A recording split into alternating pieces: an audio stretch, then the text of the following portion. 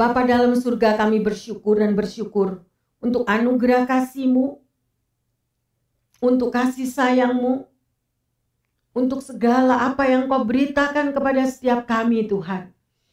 Kami mau pegang erat akan janji-Mu. Kami hanya mampu berlindung di dalam nama Tuhan Yesus. Karena Engkaulah batu karang kami yang teguh. Apapun yang kami lihat di sekeliling kami ya Tuhan. Tetapi kami mempunyai penjaga yang tidak pernah tertidur dan tidak pernah terlelap. Dan Engkaulah Tuhan Yesus Juru Selamat kami. Beracaralah di tengah kami ya Bapa. Kami rindu untuk belajar lebih dan lebih mengerti lagi apa yang Engkau mau di dalam kehidupan kami. Terima kasih atas anugerah kasih-Mu. Urapi hamba-Mu dan urapi semua pendengar dimanapun mereka berada. Baik di dalam rumah mereka, baik di dalam kamar mereka, maupun mereka di dalam perjalanan apapun. Kami percaya Tuhan tetap mau berbicara kepada setiap kita. Terima kasih Roh Kudus. Di dalam nama Tuhan Yesus, kami berdoa. Haleluya. Amin. Yang terkasih, siang hari ini kita akan belajar bersama-sama apa itu berkat yang sejati. Saya percaya karena banyak orang memikirkan berkat itu adalah situasi apa yang saudara dan saya alami di dunia ini.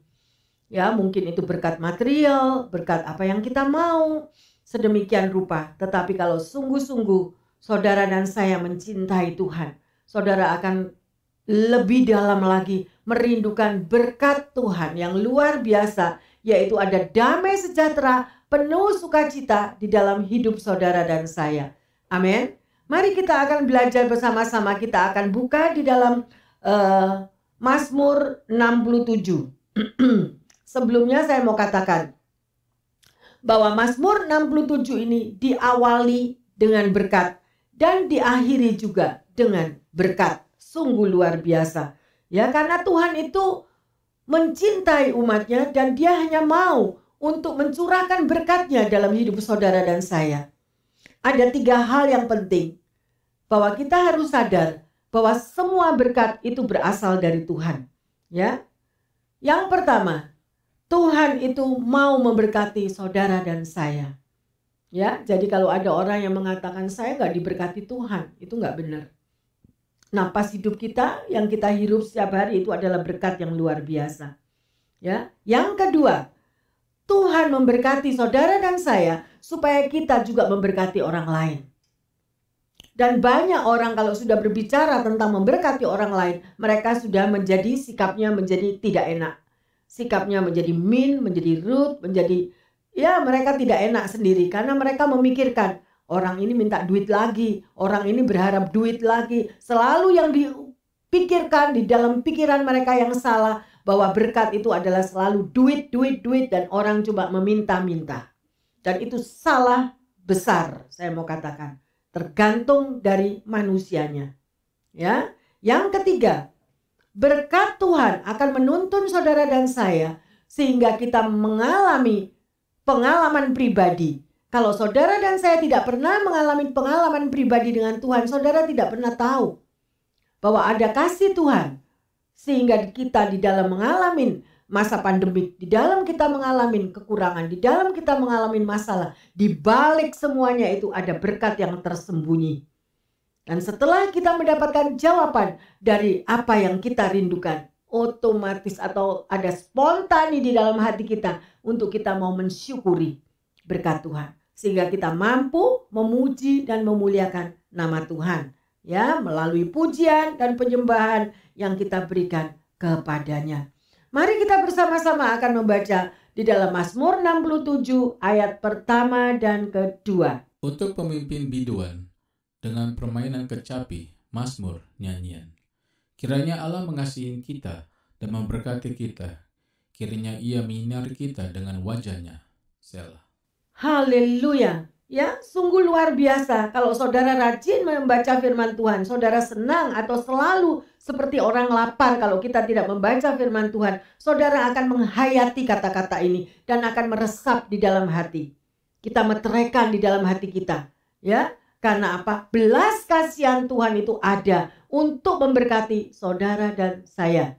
Ya, dan Dia menyinari sehingga saudara tidak hidup di dalam kegelapan, tetapi sinar kasih Tuhan itu terpancar di dalam kehidupan saudara dan saya.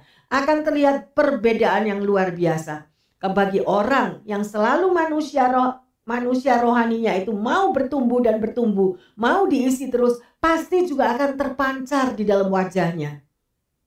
Ya, tetapi orang yang hanya mengisi waktunya untuk mencari Tuhan pada saat dia membutuhkannya, kalau dia tidak butuh, dia tidak mencari Tuhan, akan juga terlihat di dalam wajahnya. Ya, sedemikian rupa. Karena semuanya itu terpancar daripada hatimu. Orang yang selalu melekat kepada Tuhan, di dalam badai persoalan hidup tetap ada damai sejahtera, sukacita di dalam hatinya. Sehingga apapun keadaannya sendiri yang mengalami masalah, dia masih mampu untuk menghibur orang lain. Dan itulah saudara dan saya menjadi berkat bagi orang lain. Mari kita belajar untuk mengalami kasih Bapa. Haleluya. Amin. Contoh bagi mereka yang punya anak kecil di rumah. Ya, sering kali anak-anak kecil tadi akan memanggil kita, "Mama, mama, mama." Ya, karena dia mencoba menarik perhatian mamanya atau menarik perhatian papanya. Papa, papa atau grandpa, grandma. Ya, mengapa anak ini mau sedemikian rupa memanggil? Karena dia ingin melihat, ingin ada satu perhatian, ingin ada satu kasih. Dan pada waktu anak ini melihat wajah dari mama atau papa atau grandpa, grandmanya, melihat wajah mereka yang tersenyum, anak ini akan merasakan kelegaan. Anak kecil ini akan merasakan sukacita. Ya, sedemikian rupa. Dan itu juga antara kita dengan Tuhan. Kalau kita tidak pernah mau bersekutu dengan Tuhan, kita tidak pernah, mungkin saudara akan mendengar ini dan melecehkan atau meremehkan. Lihat wajah Tuhan yang gimana, merasakan kasih Tuhan yang gimana. Karena tidak pernah mau mengalami pengalaman pribadi, karena tidak pernah mau ada hubungan pribadi, karena tidak pernah mau merasakan, belajar untuk mau mengalami bahwa Yesus itu hidup. Selama kita tidak mau membayar harga dan tidak mau mencari wajah Yesus, ya selamanya kita menjadi orang Kristen yang kering kerontang. Yang ada hanya segala perkataan yang negatif, kecewa, marah. Ada saja yang selalu jadi kambing hitam. Orang di muka rumah, di belakang rumah, di pinggir rumah, kanan kiri, siapa saja menjadi kambing hitam. Ya, karena dirinya sendiri, yang ada di dalam dirinya sendiri tidak pernah merasakan damai sejahtera kasih Allah. Oleh karena itu saya sangat menyayangkan sekali bagi mereka yang tidak mempunyai hubungan pribadi dengan Tuhan. Kunci semua segala masalah adalah manusia yang diikat oleh kedagingannya. Kedagingannya lebih kuat. Kalau berkat jasmani datang dari dunia ini, sukacita menggebu-gebu.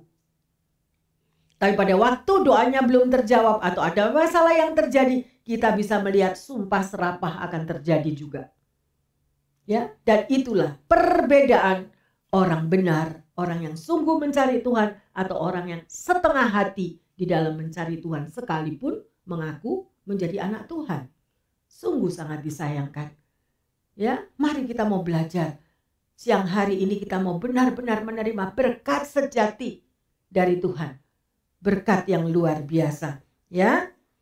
Bagaimana saudara dan saya bisa menyenangkan hati Tuhan? Ya. Luar biasa, seperti pada waktu anak kecil yang dia mencoba mengambil hati orang tuanya. Ya, pasti hati orang tuanya juga merasakan sukacita itu.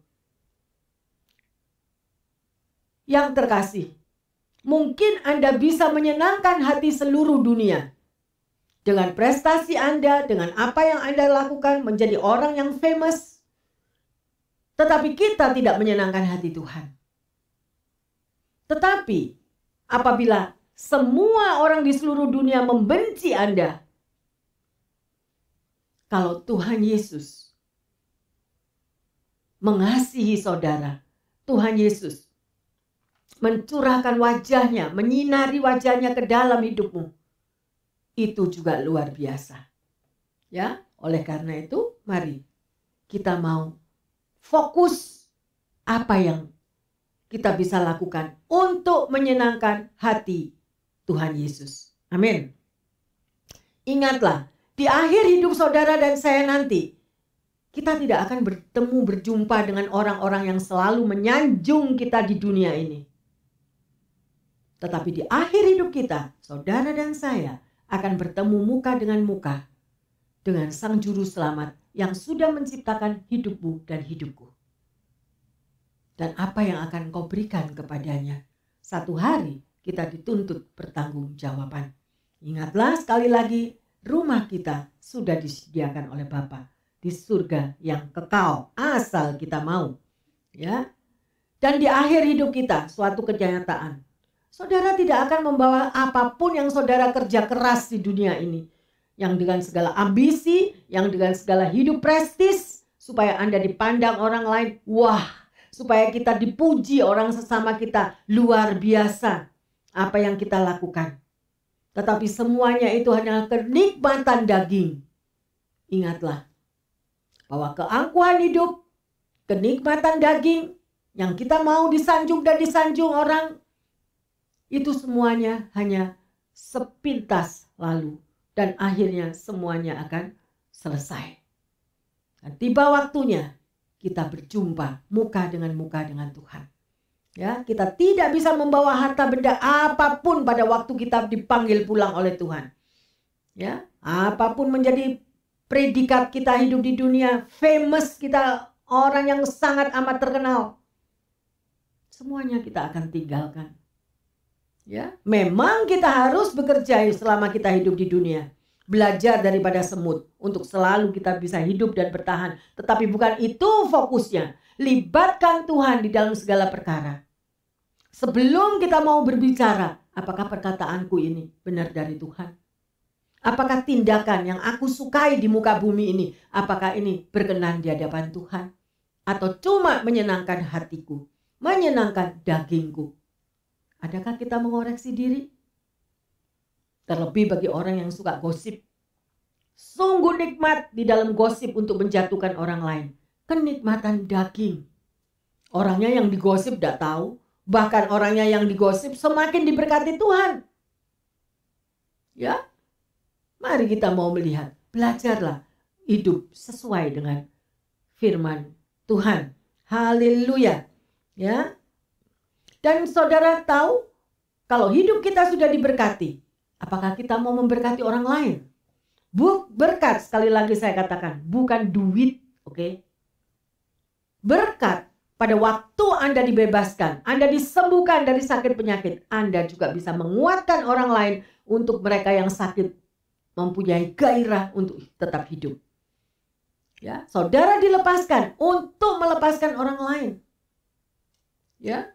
Karena banyak orang yang masih terikat hidupnya dengan segala roh-roh yang dari zaman nenek moyang apapun yang mereka sembah. Mereka tidak mengerti. Tetapi Anda yang mengalami kasih anugerah daripada Tuhan dan saudara sudah dilepaskan. Anda harus berani menjadi saksi untuk mereka juga menemukan Tuhan Yesus yang mampu melepaskan hidup mereka yang lost, yang terhilang, yang hidup di dalam kegelapan. Dan itulah tugas kita. Dan apabila orang itu mendapatkan kelepasan, itulah berkat sejati di mana Tuhan sudah mengutus saudara dan saya. Amin. Mari kita lanjut di dalam Mazmur 67 ayat yang ketiga. Supaya jalanmu dikenal di bumi dan keselamatanmu di antara segala bangsa. Nah, inilah bagaimana orang bisa mengenal ya jalan Tuhan di muka bumi. Keselamatan yang Dia berikan kepada segala bangsa melalui kesaksian Anda, melalui kehidupan Anda. Jangan kita yang sudah menjadi anak Tuhan malah kita terseret kepada arus dunia. Ya. Jadi apa yang Tuhan sudah memilih Anda dan memilih saya akhirnya menjadi hilang semuanya itu. Ya. Tujuan dari Tuhan memberkati saudara dan saya adalah dengan pengalaman hubungan pribadi kita dengan Tuhan. Ya. Bahwa di dalam Tuhan saudara dan saya mengalami satu kehidupan yang kekal. dan menjadi saksi Kristus. Apakah di dalam hidup saudara dan saya itu sudah menarik hidupnya orang lain? Ataukah orang lain yang melihat hidupmu dan hidupku, orang tambah lari, tidak berani datang ke Tuhan? Sangat amat disayangkan. Bahkan ada kata-kata, ikut Tuhan kok tingkah lakunya seperti orang yang tidak mengenal Tuhan.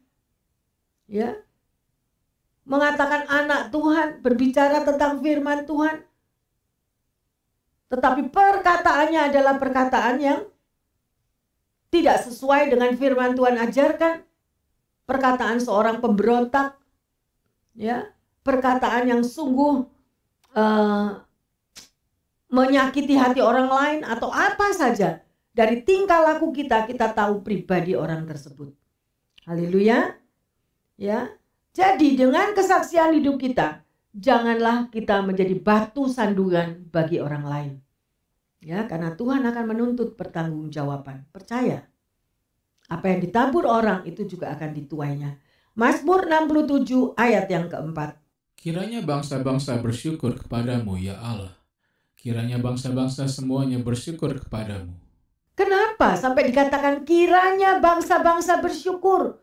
Karena orang yang bersyukur itu orang itu mengalami satu berkat Tuhan yang luar biasa. Orang itu merasakan cinta kasih Tuhan itu nyata di dalam kehidupannya. Ya, sedemikian rupa. Jadi, pengalaman pribadi saudara dan saya itu sungguh menjadi satu berkat dan kekuatan bagi orang lain. Ya, kalau kita mau menceritakan kasih Bapa. Mari kita lanjut di dalam Yehezkiel 33 ayat yang ke-7. Dan engkau anak manusia, aku menetapkan engkau menjadi penjaga bagi kaum Israel. Bila mana engkau mendengar sesuatu firman daripadaku, peringatkanlah mereka demi namaku. Haleluya. Ya, di sini kita bisa melihat siapakah Yehezkiel itu. Yehezkiel itu adalah seorang nabi. Ya, dia dipilih dan dipanggil untuk menjadi penjaga manusia atau penjaga kaum Israel. Panggilan Yehezkiel adalah juga panggilan untuk saudara dan saya. Ya, jadi bukan cuma Yehezkiel yang dipanggil. Bagi mereka yang sudah dibaptis, bagi mereka yang mengakui Yesus sebagai Tuhan dan Juru Selamatnya, Anda dan saya mempunyai tanggung jawab, mempunyai hati satu panggilan untuk juga menyelamatkan orang lain, untuk juga menjaga orang lain supaya mereka tidak berjalan di dalam jalan yang tidak benar.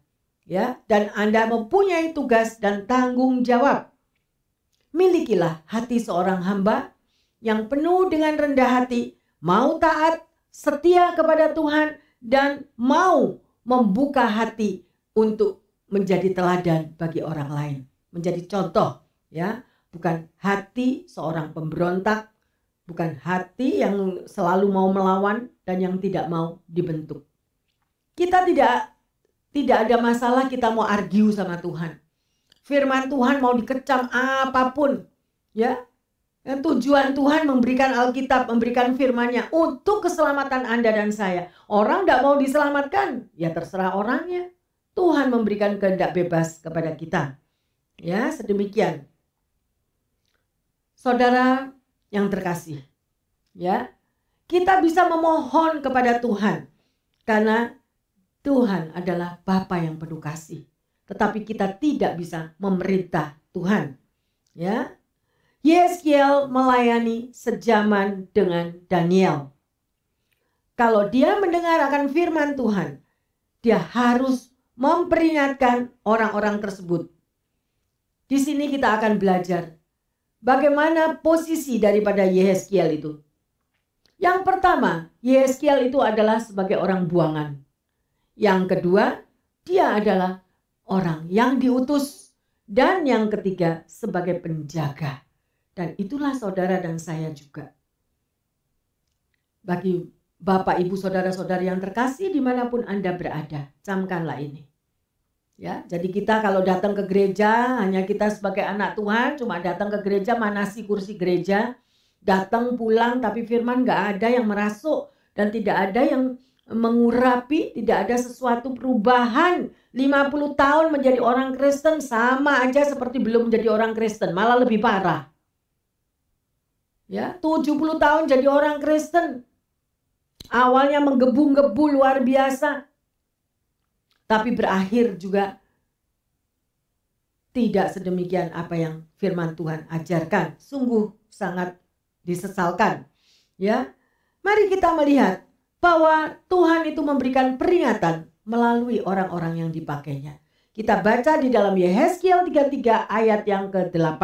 Kalau aku berfirman kepada orang jahat, hai orang jahat, engkau pasti mati, dan engkau tidak berkata apa-apa untuk memperingatkan orang jahat itu supaya bertobat dari hidupnya. Orang jahat itu akan mati dalam kesalahannya. Tetapi aku akan menuntut pertanggungjawab atas nyawanya daripadamu. Saudara jelas tahu akan firman Tuhan? Tahu tugas panggilan Anda masing-masing? Bukan cuma untuk Yehezkiel ini. Untuk pendengar dimanapun Anda berada. Ya, Anda memiliki panggilan masing-masing. Jangan sampai lengah, ya. Jadi apa yang disampaikan oleh Tuhan kepada Nabi Yehezkiel itu, ya, sungguh-sungguh dia harus memiliki satu tanggung jawab.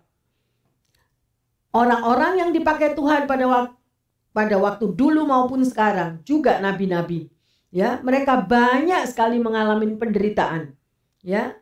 Karena apa? Karena mereka dipakai untuk mengingatkan orang-orang, dan itu tidak mudah.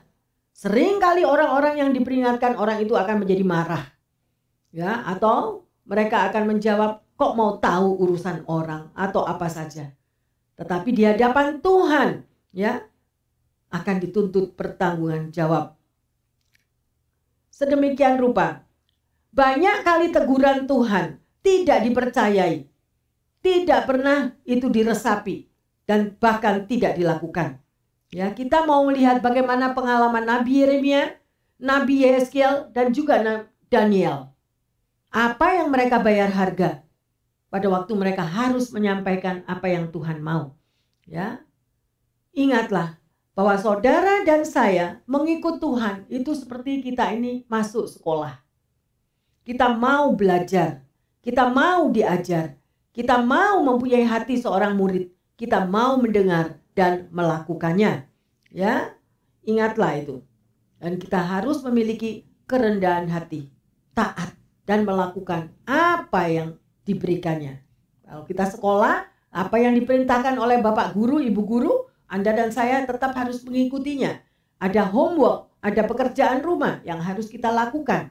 Demikian juga saudara dan saya di dalam mengikuti Yesus. Bacalah firman Tuhan, lakukanlah firman Tuhan. Bukan cuma dibaca habis itu hilang. Ya, supaya kita bisa meresapi. Jadi tujuan Tuhan, apa yang dikatakan di dalam firman-Nya adalah supaya orang itu bertobat. Tuhan menghendaki keselamatan terjadi bagi setiap umatnya. Ya, kalau orang itu tidak mau melakukan apa yang sudah disampaikan oleh nabi atau oleh orang lain yang diurapi, mereka tidak melakukannya, yaitu tanggung jawab mereka sendiri. Ya, sedemikian rupa firman Tuhan disampaikan karena kemurahan hati Allah. Allah itu sangat murah hati, tetapi Allah kita bukan murahan. Ada waktunya dia akan bertindak, ada waktunya dia mengasihani, ada waktunya dia membimbing, mendidik.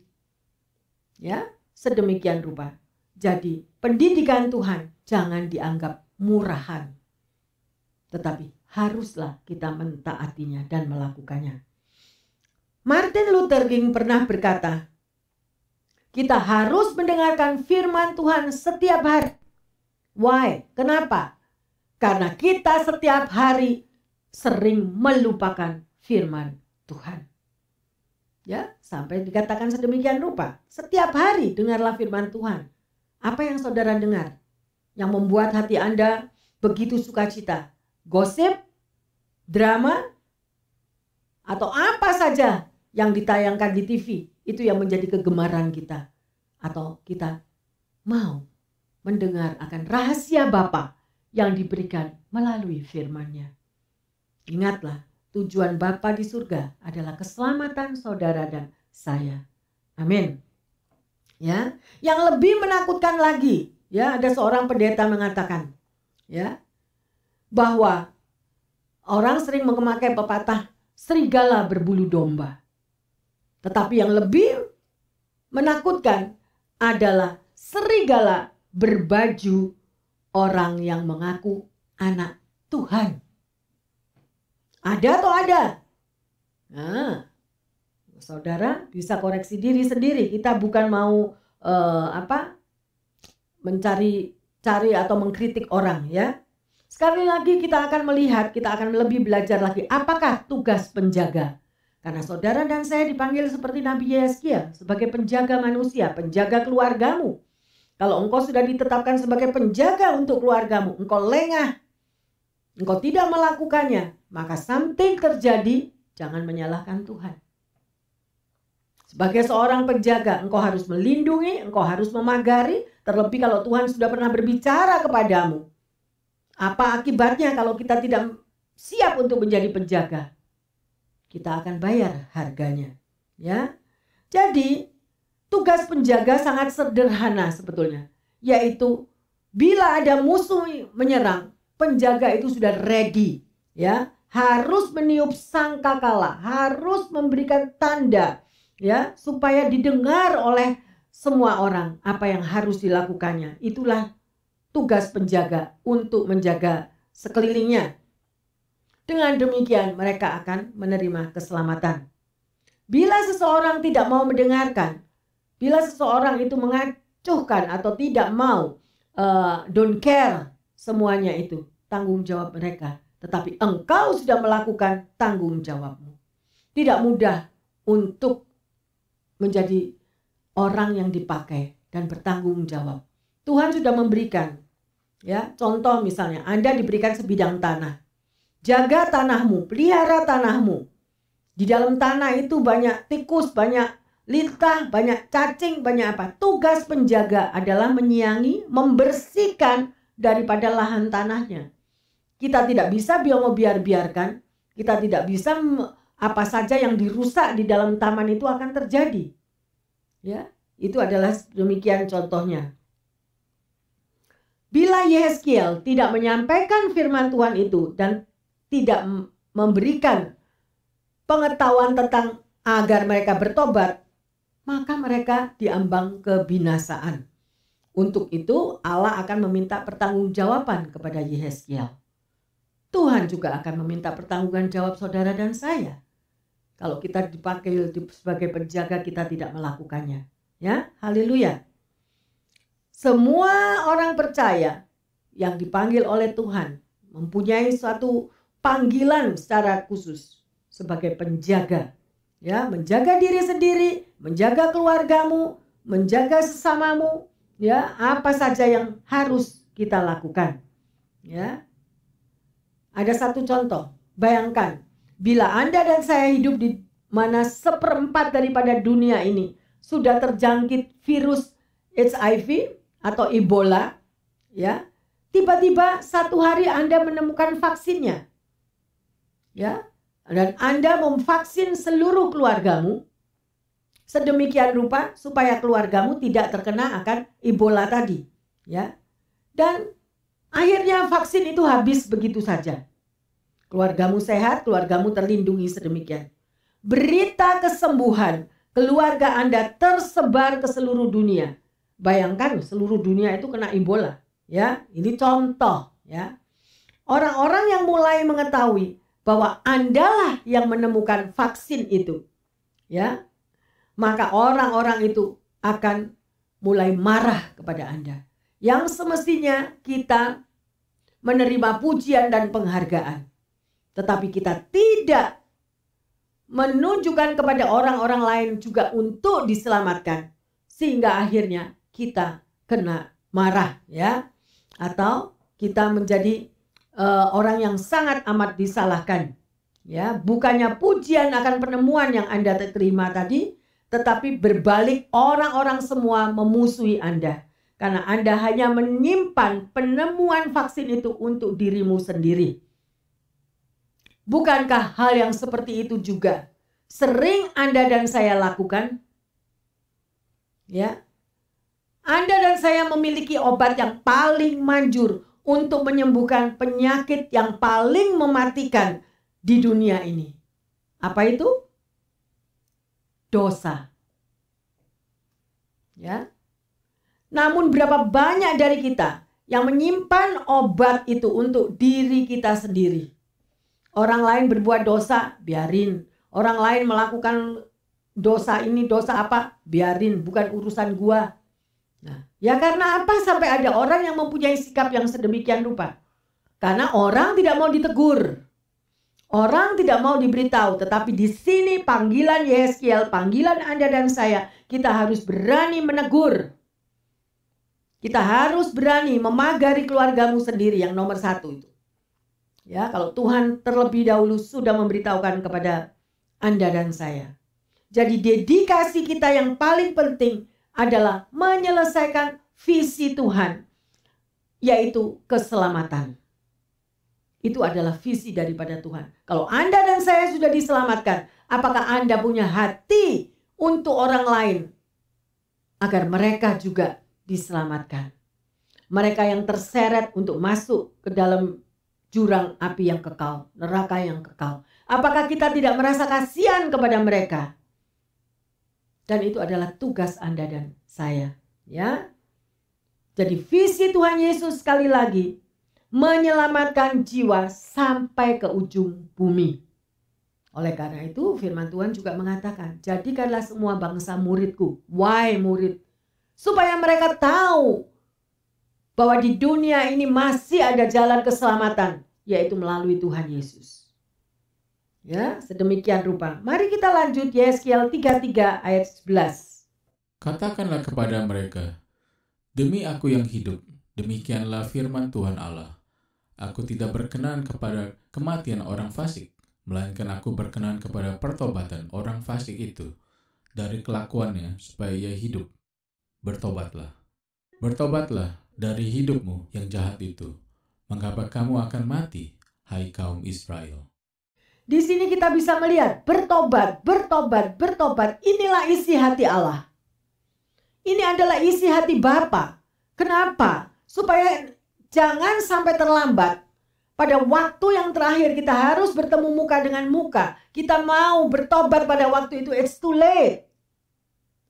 Selagi sekarang ini Anda mendengar akan firman Tuhan ini. Dimanapun Bapak, Ibu, Saudara-saudari yang terkasih mendengar akan firman Tuhan ini. Ini adalah panggilan Tuhan. Bertobatlah. Bertobatlah. Amin. Ya, selagi ada waktu. Jadi kunci daripada berkat yang sejati adalah bertobat. Ya, dan kunci dari pengampunan adalah juga bertobat. Orang yang diampuni adalah orang yang mau bertobat.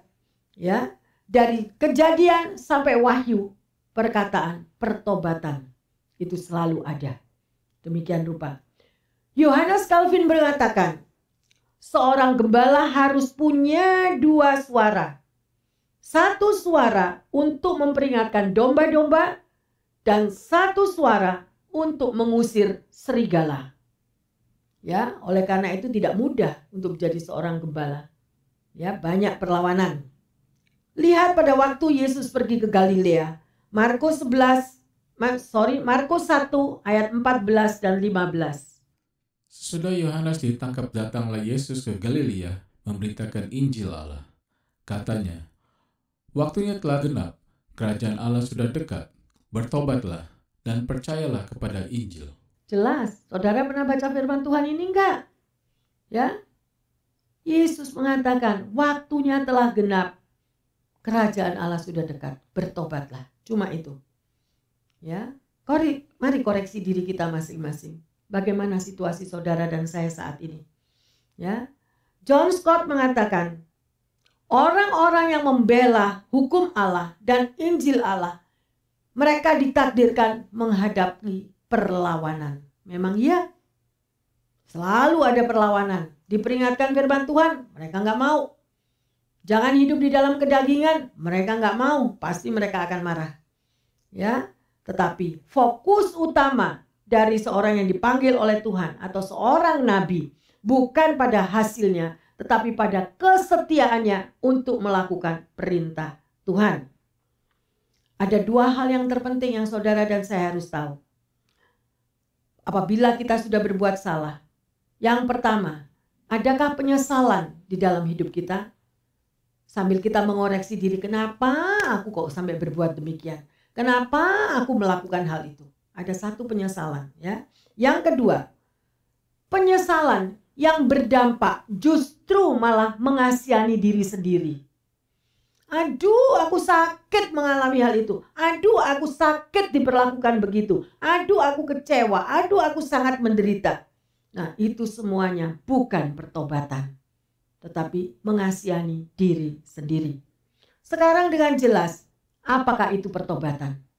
Pertobatan adalah satu penyesalan di mana kita tidak mau lagi mengulangi akan sesuatu yang sudah kita perbuat salah. Ya, berbalik secara total dari gelap menghadap terang.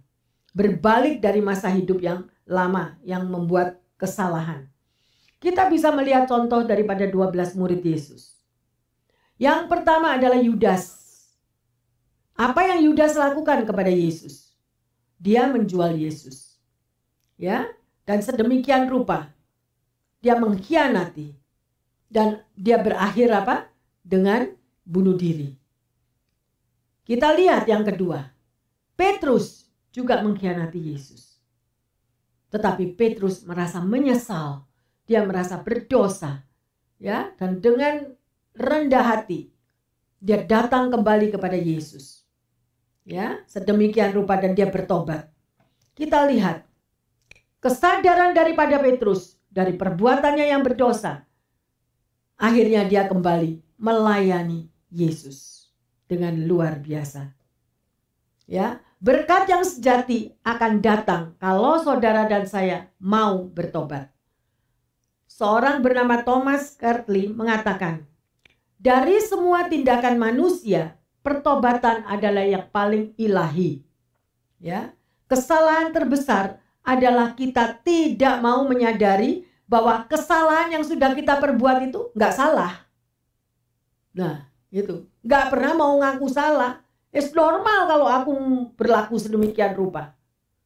It's normal kalau aku boleh menjadi pemberontak. It's normal. Dan Tuhan mengatakan apa? Kehendak bebas apa yang kau pilih, engkau juga akan bayar harga pada waktunya. Ya, sedemikian rupa. Jadi di dalam Mazmur 67 tadi mengatakan bahwa berkat yang sejati adalah Tuhan Yesus sendiri. Karena Tuhan mau memberkati Anda dan saya seperti kita juga mau menjadi berkat bagi orang lain. Ya, dan kita akhirnya menjadi pemuji penyembah. Berkat Tuhan itu sangat radikal. Ya. Karena akan mengubah hidup saudara dan saya. Hidup yang dulunya di dalam kegelapan sekarang hidup kembali mau menjadi berkat, menjadi terang bagi Tuhan dan bagi sesama.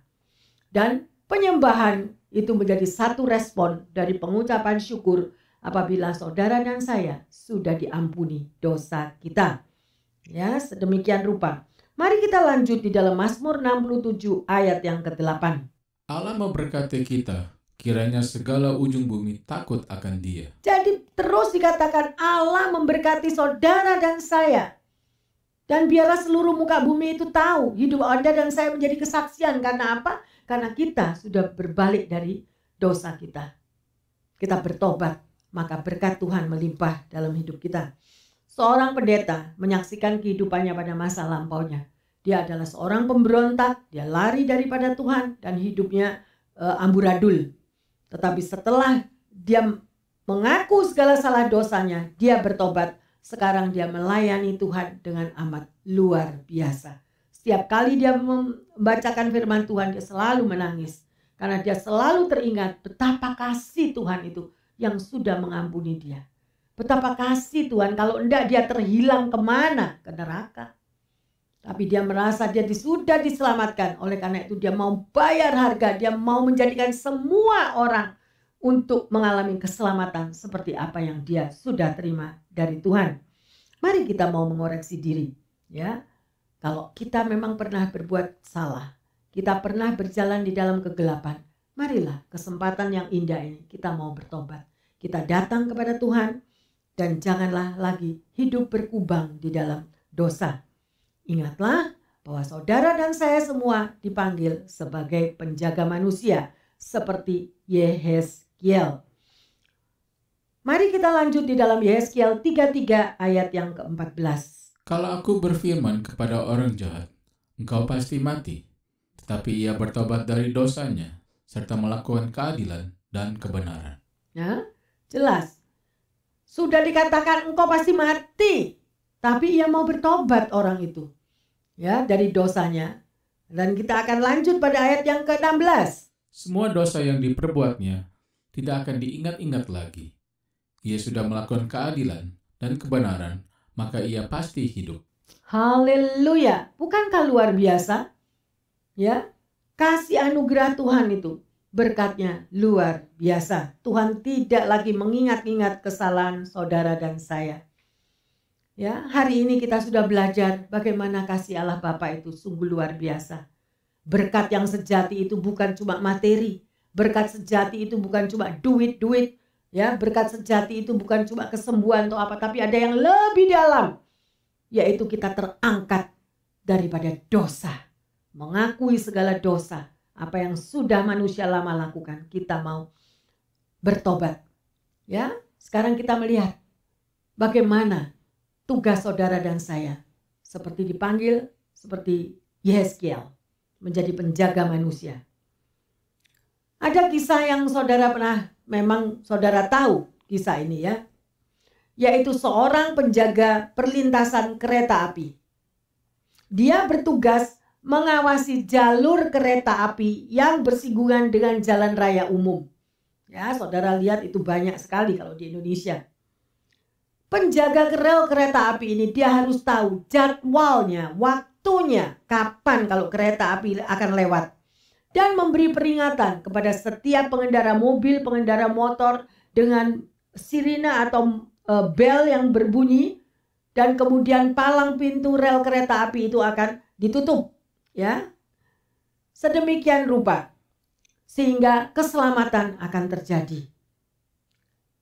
Terkadang bisa saja terjadi kecelakaan.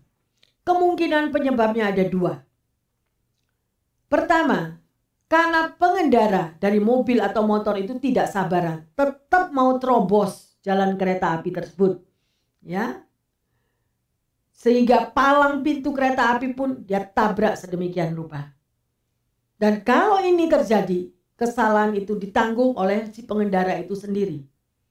Hal yang kedua, kalau penjaga itu lupa, tidak melakukan tugasnya, tidak membunyikan bel atau sirena itu tadi, dan lupa untuk menutup palang pintu, akan menyebabkan kecelakaan yang fatal. Ya, hari ini kita sudah belajar. Yang terkasih, Bapak Ibu dimanapun saudara berada, kalau Anda sudah dipanggil sebagai penjaga, ingatlah tugasmu masing-masing. Apa yang harus engkau jaga? Apa yang Tuhan sudah berbicara di dalam hidupmu? Apakah kita mau tetap mentaatinya dan melakukannya, atau kita lupa karena banyak kesibukan, lupa kita tidak lagi membentengi keluarga kita, tidak membentengi rumah tangga kita, tidak membentengi apa yang Tuhan sudah memberitahukannya. Ya, mari. Tugas apa yang sudah saudara terima dari Tuhan dan apakah saudara mau melakukannya? Yang kedua, ya. Apakah kita sudah mengalami berkat Tuhan yang sejati itu? Ya. Setiap orang yang sudah menerima Yesus sebagai Tuhan dan Juru Selamat, kita dipanggil untuk menjadi penjaga bagi jiwa-jiwa. Dan itu adalah tugas Anda dan saya, sedemikian rupa. Dan sebagai ayat emas, mari kita baca di dalam Yehezkiel 3 ayat yang ke-17. Hai anak manusia, Aku telah menetapkan engkau menjadi penjaga kaum Israel. Bila mana engkau mendengarkan suatu firman daripadaku, peringatkanlah mereka atas namaku. Haleluya, amin. Ya, jadi ini adalah ayat yang Tuhan berikan pada siang hari ini, meteraikan di dalam hatimu.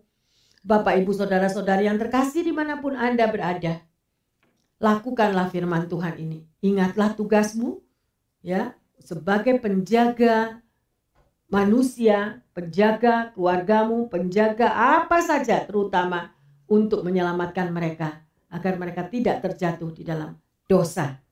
Ya, sedemikian rupa. Mari kita sudah belajar pada hari ini bagaimana Tuhan akan memberikan berkat-Nya yang sejati, yaitu keselamatan melalui pertobatan.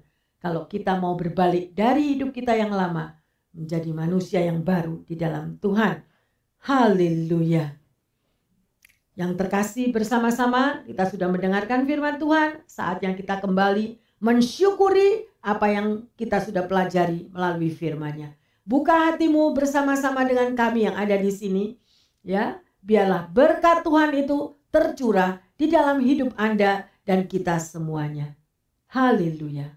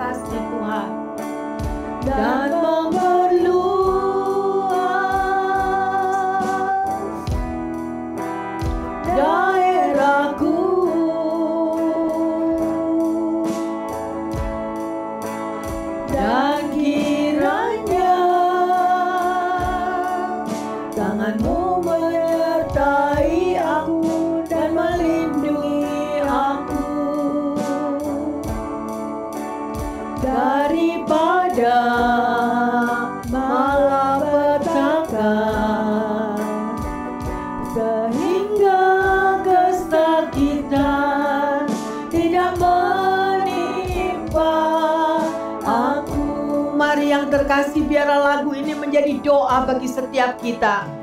Karena Tuhan mau memberkati hidupmu dan hidupku. Karena Tuhan mau menyelamatkan hidup kita daripada segala dosa. Sehingga kita boleh mengalami keselamatan yang kekal dan surga yang kekal. Itu adalah tempat di mana kita akan masuk pada akhirnya. Mari kita mau mengoreksi diri kita masing-masing. Apa yang saudara dan saya sudah lakukan. Kalau selama ini kita belum melakukan apa yang sesuai dengan firman Tuhan, mari kita mau bertobat, kita berbalik, datanglah mencari wajah Tuhan. Daripada malapetaka sehingga kesakitan tidak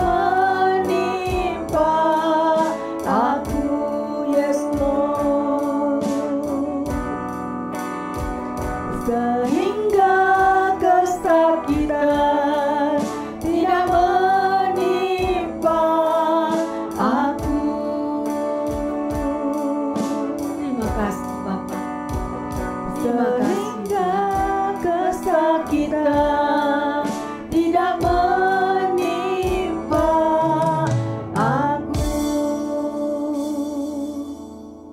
Terima kasih Bapa di dalam surga.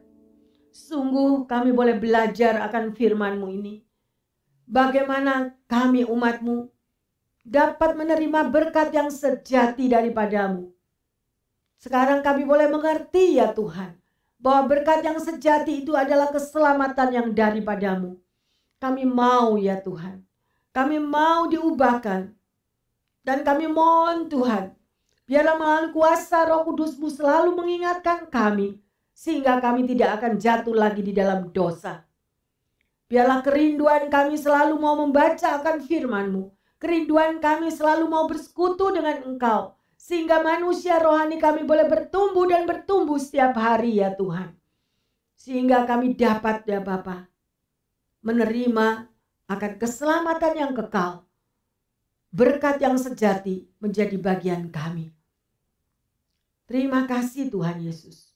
Hamba berdoa secara khusus bagi Bapak Ibu pendengar yang setia, saudara-saudari yang terkasih dimanapun mereka berada. Apabila ada yang memiliki beban berat, letih lesu, sehingga tidak ada kegairahan untuk mau berdoa, tidak ada lagi sukacita untuk mau bersekutu dengan Tuhan, biarlah pengurapan dari surga jam ini turun atas mereka.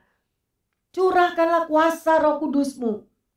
Biarlah mereka mempunyai hati kembali bangkit ya Tuhan. Bersekutu dengan Engkau, memuji menyembah nama-Mu. Sehingga mereka boleh mengalami Tuhan satu pembaruan hidup yang baru. Berbalik dari hidup yang lama. Berbalik dari segala perbuatan yang tidak benar ya Tuhan.